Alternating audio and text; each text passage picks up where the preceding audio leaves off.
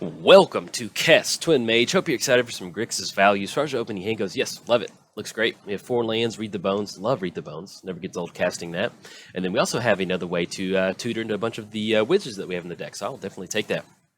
We're playing Kess, Twin Mage. During each of your turns, you may cast an instant or sorcery spell from your graveyard. If a card would be put into your graveyard this turn, exile it instead. Opponent gets down Spore Frog. All right, that's going to be a lot of fun. We're playing against Meren of Clan. Cover Meren in just a sec, man. I cannot stand Spore Frog. Let's go and get the Polluted Delta down. Anything else, we're going to go and pass the turn. Playing against Meren. Whenever another creature you control dies, you get an experience counter. At the beginning of your end step, choose target creature card in your graveyard. If that card's converted mana cost is less than or equal to the number of experience counters that you have, return it to the battlefield. Otherwise, put it into your hand. Drawn to Sword of Feast and Famine. Let's go and get down the Sunken Ruins. Prevent all combat damage deltas. Yep. All right. Let's go and get down the... You'll get on the Steam Vents. Not going to pay 2. And then we're going to go and pass the turn. We'll crack the Polluted Delta, grab another... need to grab another red source. We have a lot of black-blue sources in the hand. We cover both commanders. Free time. We can talk about whatever we want. And that is going to be Kess. So, what are we doing with Kess? This is pretty much just a cube-style Grixis deck. I mean, there's a lot of value in here. You can see we have the Locust God in here. Our main win condition is the Splinter Twin combo. So that's one of the main things that we're going for as far as this deck is concerned. But outside of that, we do have some good kind of like playing bees and different stuff. And we have Sword of Feast and Famine. Kess does have flying, so we get in a spot to where we can put Sword of Feast and Famine in there, go beat sticks, untap our mana, start casting a bunch of stuff out of the graveyard. Oh, have some fun. All right, let's go and crack the Polluted Delta. Let's go and grab another... yeah, we're kind of black. We're going to go and grab the... Where is it? Volcanic Islands. I like that. There we go. Comes into play. But yeah, so we can use stuff like Sword of Feast and Famine to get some extra value going with Kess swinging in, and then until we can find our win condition. Drawn to Disallow. Let's go and get the Drowned Catacomb down. Our opponent did not go for Meren. Do we want to save Disallow for Meren? Yeah, I think so. Let's just go. We could go for Read the Bones, but I like leaving up Disallow to at least kind of keep Meren off the battlefield. Maybe we can kind of keep the Meren off from getting those experience counters. I think it's going to be the best way for us to go for it. Sad Robot, sure, go for that. And as far as us not using Disallow, what we may end up doing is cycling the Videlican Aether Mage to find one of our combo pieces. That way, hopefully, we can find Splinter Twin or Kiki Jiki pretty quick and combo off before our opponent has a chance to go for Meren. All right, opponent's going to be swinging in for 2. Going to put us down to 25. And yeah, let's go and cycle the Videlican Aether Mage. 1, 2, 3. And there's no better feeling in Magic than cycling Videlican Aether Mage. That is some good Magic right there. Let's go and grab the Captain of the Mist. That's one of the ways that we can go infinite with it. Splinter Twin. Whenever another human enters the battlefield, we get to untap it, so we keep making copies of it. A bunch of 2/3s on the battlefield. Wonderful. A little bit. You don't really see that in the well, it's banned in Modern, but you never saw it in the Modern ban list. But yeah, a lot of fun. Let's go and get the island down. Do we want to go for Kess? No, we'll still leave up that Disallow. I'm okay with that. Leave up Disallow, and then we're going to go ahead and pass the turn. Hopefully we get in a spot to where that's going to be 1, 2, 3, 4, 5 next turn.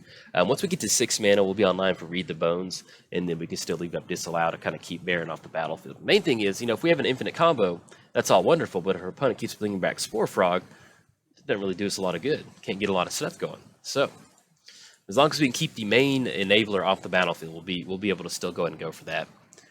And then with our opponent swinging in for just 4 chunks of damage each turn, we can survive off of that. We'll be able to make that work. And especially if we get down Sword of Feast and Famine, our opponent's entire deck is Golgari, so we don't have to really worry about that. Opponent swinging in for 4 is going to put us down to 21. And then see what we draw into.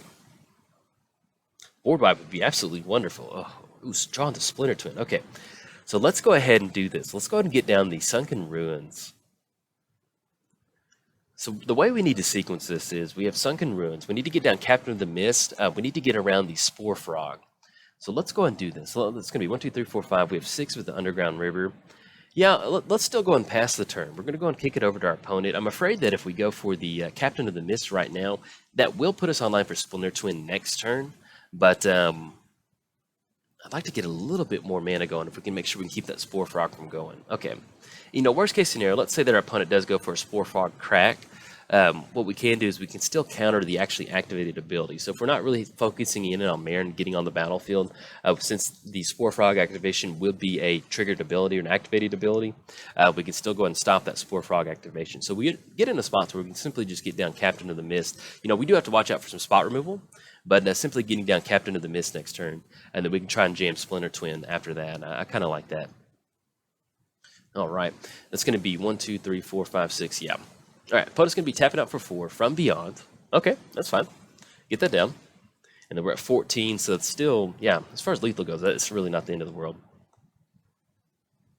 Well, let's see what we draw into. I'd love to see another land. Temple of Epiphany. Okay, so let's go and do this. Let's go and go for the, if we need to do it next turn to leave up the Disallow and Splinter Twin, we need to make sure we have all of our lands untapped. So let's go ahead and lead off with the Temple of Epiphany. Get that Scry 1 going. Damnation.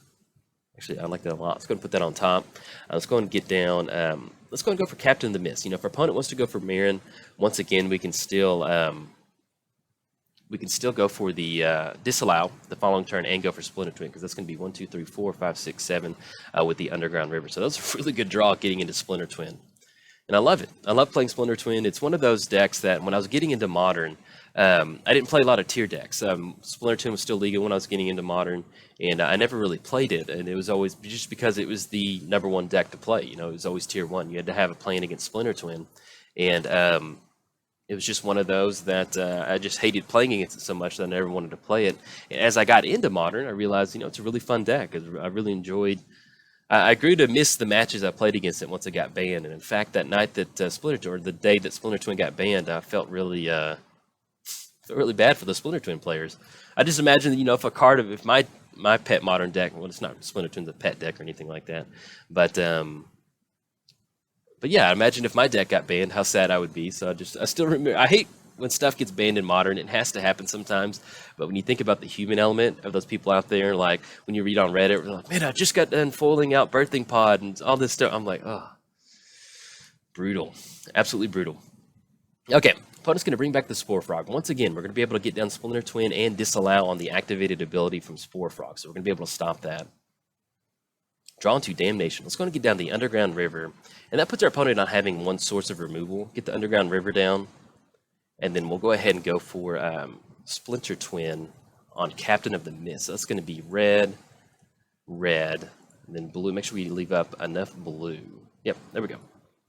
Put Splinter Twin on the Captain of the Mist, and then once again we'll have that Disallow to stop the activated ability from Spore Frog.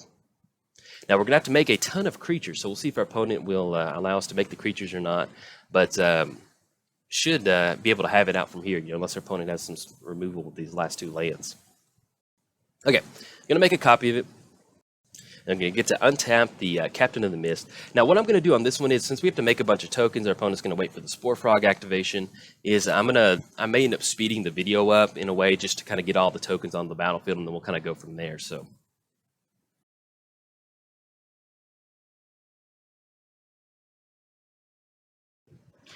Okay, our opponent finally does crack the Spore Frog. Let's go ahead and go for Disallow on the Spore Frog activated ability. That's going to be blue, blue, and then 1. And we're going to counter the Spore Frog activation, so that will stop the fog out effect, and then we're going to be able to keep making enough tokens to go ahead and close it out from there. All right, we do close it out. Opponent said it was a boring way to win, but hey, that's combo, you know. Some people don't enjoy Spore Frog every single turn getting it to fog out, and that's Magic sometimes. So, but we do close it out, and we got really lucky the way that we sequenced it and drawing into that Splinter Twin. So, if you enjoyed the video, like and subscribe. Thanks. Bye.